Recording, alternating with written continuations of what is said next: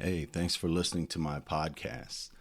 To best enjoy this series, you should start from episode 1 and go on over to brandonheld.com and check out everything my site has to offer. I have the podcast, I have the blog, I offer life coaching, and I even have a little life coaching course if you don't want to talk to me one on one, just to help yourself get started. So start with episode 1, go to brandonheld.com. Thanks for listening. Welcome back to Brandon Held Life is Crazy, episode 8. So I have gotten you through most of the things in my childhood, and I have gotten you through my time in the Air Force and my first marriage and the birth of my son, Ethan. But this didn't happen till I was in college. I didn't get divorced for about 2 years after 2 or 3 years after I got out of the Air Force. Frankly, it was a little bit selfish of me. I wasn't into the relationship really at all much anymore, but I was a poor college student and, I had a place to live and food, and I had a room and board and food and, still everything, access to the gym and playing basketball and, all the amenities that came with being in the military. I still received as a dependent spouse. I could play intramural sports on base. And, I still did that stuff. I still played basketball. I still played volleyball. It was just with the medical group now instead of the security police group. I won a base championship in volleyball. I won a base championship in flag football. These were as a civilian, and they were good times. They were fun. I had a great time, made some good friends. And so, I started at Minot State in my broadcasting and journalism degree. And, I started off light. You start off with your gen eds in your early communication classes. And it was great because I was doing all right. I was doing pretty well. I was generally getting B's and some A's. And it was building my confidence that I could do this college thing, right? Because I was doing it almost full time. At some point, though, I had gotten a job to be a server at Applebee's. And so I also was doing that, but mostly on the weekends while I was going to college, and I was still married. But eventually my marriage came to an end, as you know. And and in that time, I was dating the 3 women, as I discussed. One was a college student with me. I met her in the college. One was a girl I just saw at the pool when I was swimming. Just thought she was really pretty. And then the third was this blonde that was interested in me, that I was told by my friends that I mentioned previously, but I didn't get into that. So I'll get into it here. And the reason that this is significant is because it helped me cross a line that you can't uncross and you can never go back.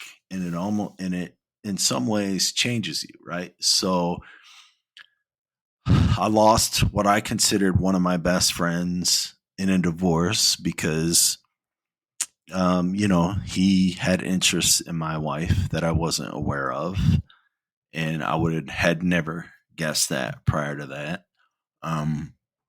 And then I start seeing this girl that I think is cute and is interested in me, and I'm interested in her, and we get together and we hook up. And then after we are together, and after We've been together a few times in a little while. She springs on me that she is married and that she has a husband who's in the Air Force. Now, that was significant because had I known that prior, I would not have even given her the time of day, right? Up front, I wasn't that kind of person. It's not who I wanted to be. And I would have never helped someone have an affair. I would have not been a part of that consciously.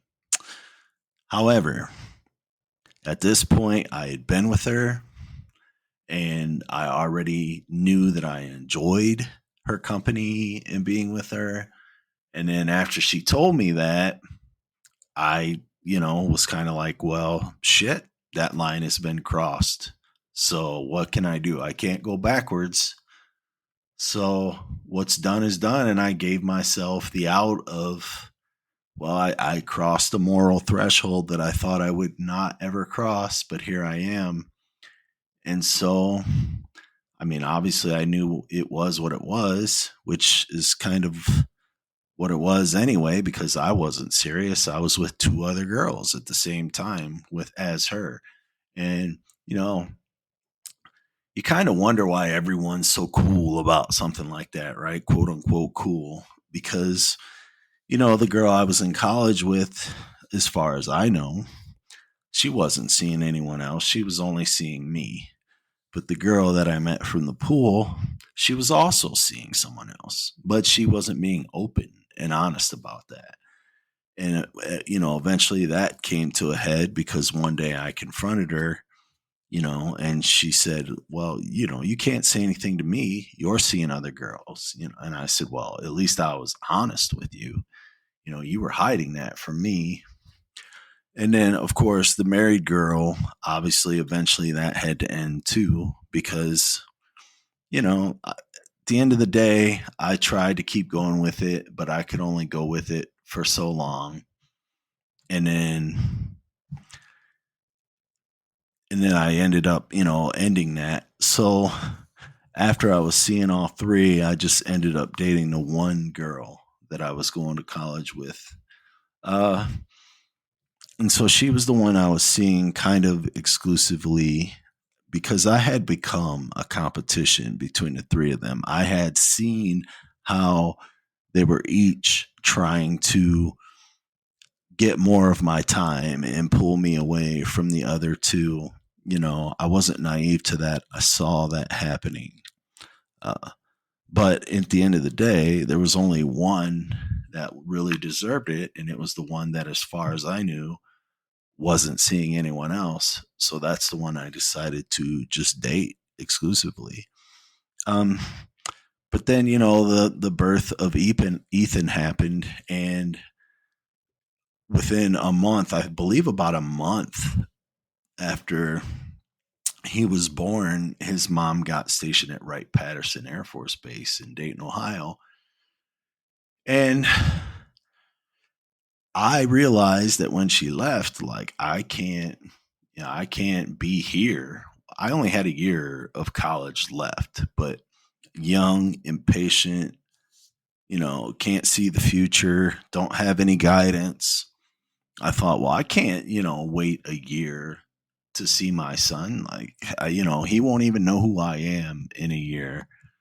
So I decided I needed to transfer to Wright State in Dayton so I could be close to my son, which was cool, as far as being close to Ethan. But let's be honest, if I was going to go back to Ohio and go to school, I wanted to go to Ohio State.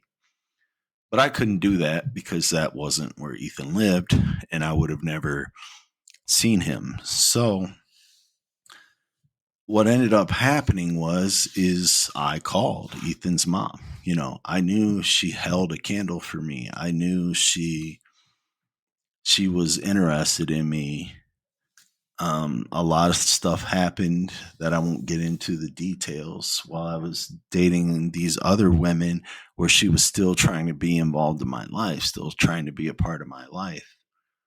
And so I knew that was always there. And so I called her and I said, "Hey, I want to move back to Dayton, or I want to move to Dayton to be by Ethan and be a father. How do you feel about me staying with you?" Because I was a poor college student. I had no money. I didn't have a job. And I knew that was the only way I was going to get there. And she, at first, was hesitant. But then, she was like, "Oh, what does that mean? Does it mean we're going to be together? What does that mean? I don't want you coming here living with me and bringing girls back to my house, blah, blah, blah." And I was like, "No, I won't do that to you. We could reconsider giving it another try for the sake of our son while I'm there. But we can discuss all that when I get there. But I promise you, I won't be dating girls and bringing them back to your house." And so she agreed. So I was poor. I didn't even have the money to pack up a U-Haul and drive the stuff that I had to Ohio. So I had to call on the one person that I could always call on, the only person I could ever call on, and that was my grandmother. And she gave me some money, and she gave me enough that I could do that and make that happen. And thank you, Mama. I know you're in heaven now, but you did so much for me. There's no way I could ever repay you. So anyway, I packed up. I moved to Dayton. I moved in with Ethan's mom and now with Ethan. And I was now going to college and living with my ex again and being with my son.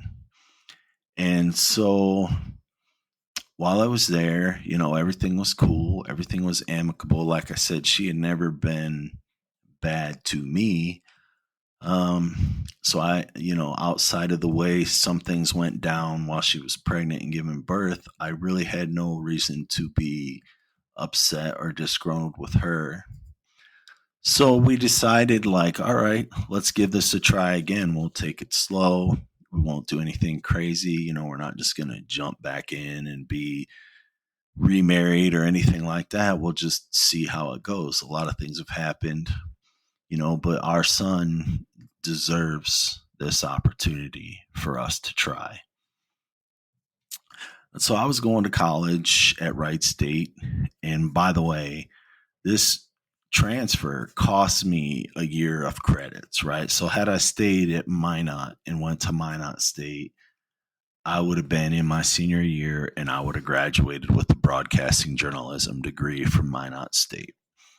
So when I transferred from Minot State to Wright State, they didn't have an identical degree with identical courses.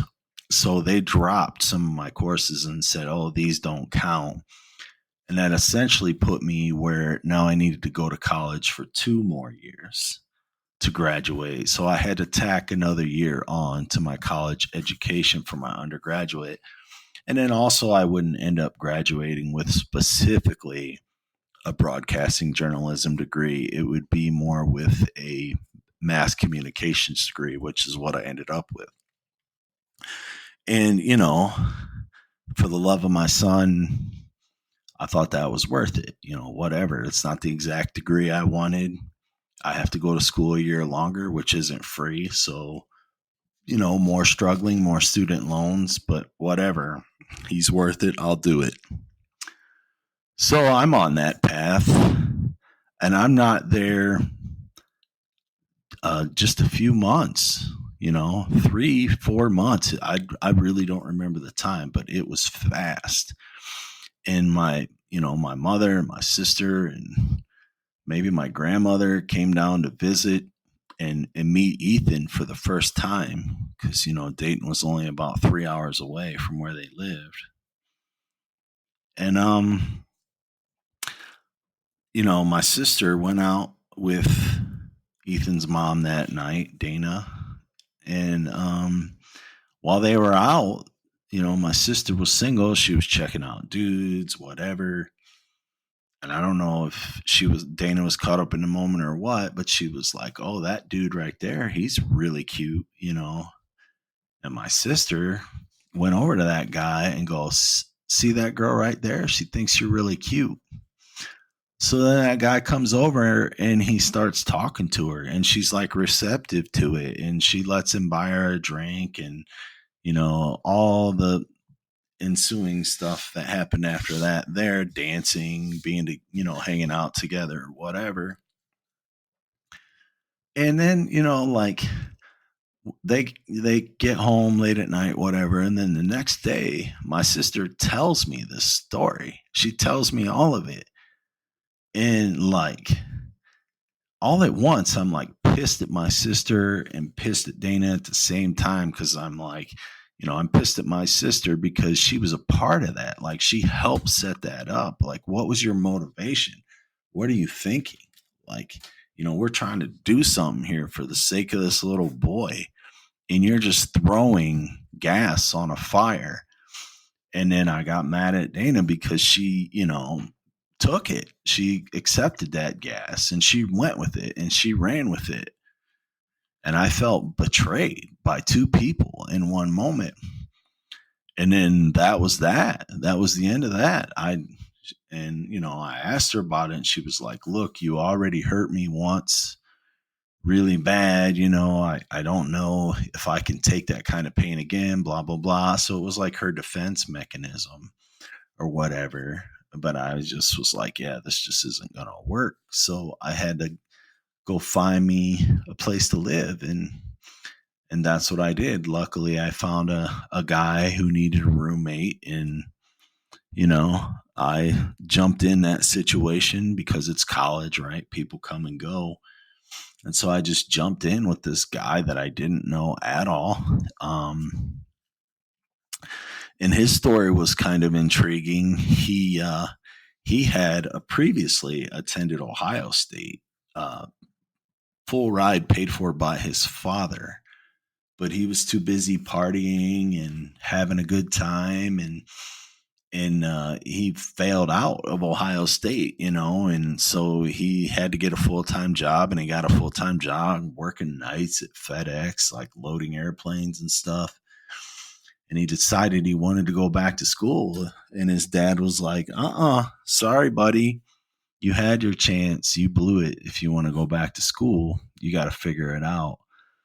So this guy was going to Wright State, and he was working the night shift at FedEx up all night, and then after work going to school during the day, and then trying to squeeze a few hours in, after school and before work, to do it all over again. And so I just saw like what he was going through, and it was also another eye-opening experience for me, to see like it could always be worse, right? I mean, I may not have loved my current situation, but at least I was not surviving off 4 or 5 hours of sleep a night and trying to work and do school. So, I was in that situation, and then, I was going to Wright State, and everything was cool. Like, I met some cool people there. You know, I met several guys that at the gym, and they were part of the Phi Tau fraternity. And at this point in my life, I had been lifting weights. I started lifting weights in college at Minot State, which I was never really a weightlifter prior to that. But I started, because I was tired of being 6'1" and skinny, 170, 175 pounds whenever I was staying. And I just always felt skinny. So I decided I wanted to put on some muscle, pack on some weight, and get strong. And so I started lifting at the gym. And that's where I met some really cool dudes, and we became friends. And they kept asking me to rush for this fraternity. And I was older than everyone else because I had done 4 years in the Air Force before I went to college. And then I was like, there's no way I'm going to let, people younger than me haze me. There's no way. I'm not joining a fraternity, and that's not going to happen. So, but we were all friends and it was all cool. So I just ended up hanging out with them, and basically doing everything they did and living the life they did and going to the events they did without actually ever being in the fraternity. So that was kind of cool. I was never officially a Phi Tau, but I lived their Phi Tau life, went to all their events, parties. Eventually became really good friends with the president of Phi Tau. His name was Jeff Ratliff, and I ended up moving in with him. And so I was just living my life, going to school. After everything I had gone through, I kind of went the opposite direction and just became more of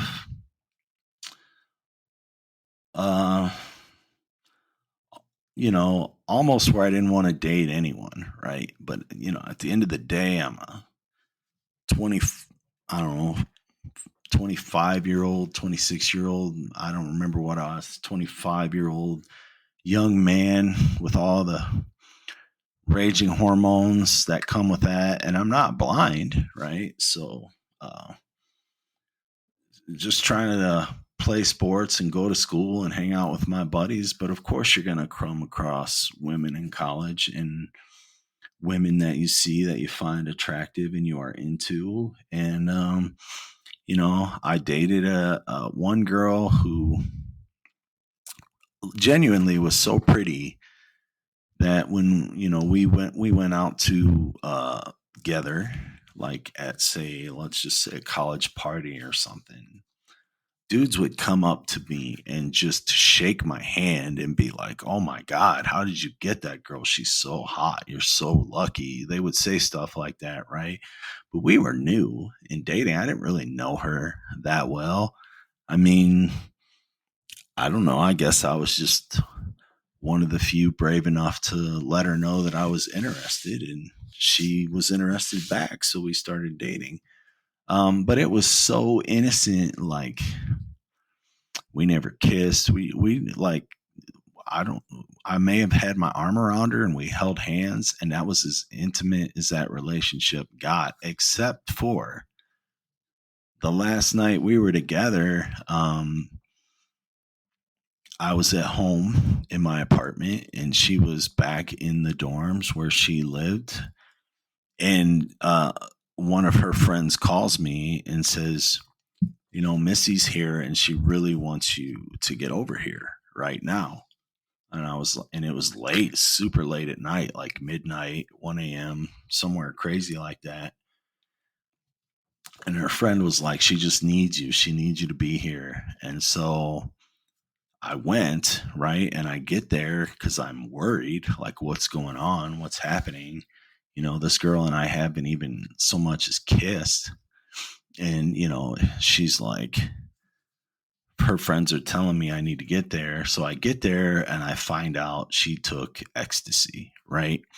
And for someone like me, who, I haven't really said this yet in this podcast, but I'm 25. I've never drank. I've never smoked. I've never done any drugs, right? And that's still true for me today at 51. But I didn't want to be with anyone who did those things either. Like, okay, drinking alcohol occasionally, right? That's acceptable. People do that socially, totally understand. But I didn't want to be around an alcoholic. I didn't want to be around any type of drug user. And I didn't want to be around anyone that smoked, because smoking was disgusting to me. And so she took that ecstasy and she was like trying to get me to have sex with her. And I wouldn't do it, right? I mean, beautiful girl, but I just didn't believe in that. I didn't want to take advantage of her like that. And so instead of doing that, I just stayed with her, right? I stayed with her for the night, made sure she was okay. And I ended up falling asleep with her or whatever in her bed and helping her be okay. And then the next day I got up and that was it for me. I never called her again. She didn't call me. I didn't talk to her. She didn't talk to me. And I think I might have texted her like, young punks do, and said, hey, this isn't going to work out. And she just responded like, I understand. And that was it. And then, when I was seeing people on campus after that, they were like, oh, what happened to that girl you were with? And I was like, it didn't work out. I broke up with her, or whatever I would say. And they would be like, oh my God, she dumped you. She dumped you. And then I would be like, no, that's not what happened. She didn't dump me. And they and people would flat out just be like, I don't believe you. You're lying. There's no way you would dump that girl. But it was true. I did. And so, just another experience in life that I learned about myself, that, no matter what the circumstance, I have standards. I have things that I want. And it's no disrespect to her. I mean, maybe she was just in an experimentation phase in college. I don't know how she went on to live her life or what happened to her, but, it just wasn't for me at that time. And then, there was another girl that was there, blonde, really pretty. Everyone called her Hot Heather. We ended up working at a tanning bed together, and she expressed interest in me. She expressed that she wanted to be with me, but I knew already that she used cocaine. Like, I've heard other people say it. I heard it straight out of her mouth, and I was just like, I want no part of that. I don't want to be with someone using cocaine. So I also didn't date her. But while I was at the gym working out, and with my buddy Jeff, my roommate Jeff, we basically became everyday workout partners, and we were lifting, and I had gotten much bigger and stronger. I was taking protein shakes. I was taking creatine. I mean, I packed on, I believe, 30 pounds, 25, 30 pounds. While I was lifting quickly. I mean, my chest grew really fast. My back grew. I already had strong legs. And so they had gotten stronger, and I just was a completely different frame. And there was this really beautiful redhead that would come in and work out. Now, she wasn't a natural redhead. It was clearly a dye job, but it was a nice dye job. She looked pretty. And she was really fit. She was in amazing shape. And I kept seeing her there, and I kept going home and talking about her to my buddy Jeff, like, oh my God, this girl's so pretty, like, blah, blah, blah. And then one day he's just like, when we were at home, he's just like, just stop being a pussy. Just go ask her out. I'm tired of hearing you talk about it. Don't be a pussy. Go talk to her. And so, I felt called out and challenged, but I was, frankly intimidated by her. And so I was like, all right, you know what? I'm not going to let my roommate call me a pussy. So I'm going to do that. I'm going to go ask her out when I see her. And the next day, I went to the gym. I saw her, and, she was on a warm-up bike, riding it by herself. And I was like, well, that's my shot. There's no one around her. That's my shot. I can do it. I can ask her out. And so I approached her, and then that's where this episode's going to end. I will tell you next time what happened when I approached her. And thank you for joining me, and I'll talk to you again in episode 9. Thanks for listening to my podcast. If you like this podcast, please listen to the rest of them and let me know. Go to my website, brandonhell.com. Check out my blog, leave notes on my blog. Give me episode ideas, things you'd like to hear, or just tell me, you didn't like it and why. Tell me what you think could be better. I'm open to hearing all of it. So just go to brandonheld.com.